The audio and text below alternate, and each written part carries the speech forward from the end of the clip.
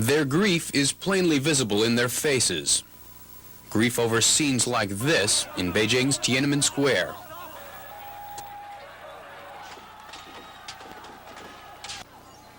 After a brief presentation on Saturday's bloody takeover of the square, about 50 Michigan Tech students observed a moment of silence to mourn the loss of those who stood up for democracy.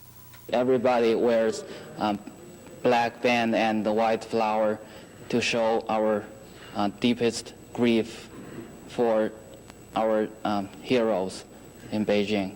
This student compares the Chinese government's actions to those of the Nazis in the 1930s. His brother is one of the students who took part in an 8-day hunger strike for democratic reforms. I didn't know whether he is safe or not.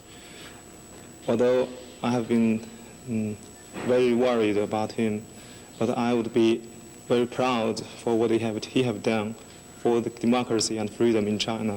Many of these students were in Chicago last Sunday to protest the Chinese government's actions and to call for the hardline leaders to step down. The effect will be that show our anger and show that the people now is no more support the government now. They're not afraid of the government anymore. The people think they should speak out, otherwise there's no hope in the future.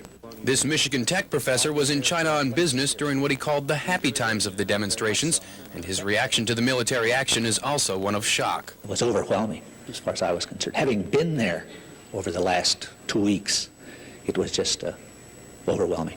Chinese students here are also asking for the support of United States citizens. They'd like the American people to write their congressmen in support of strong condemnations of the brutal acts of the communist Chinese government.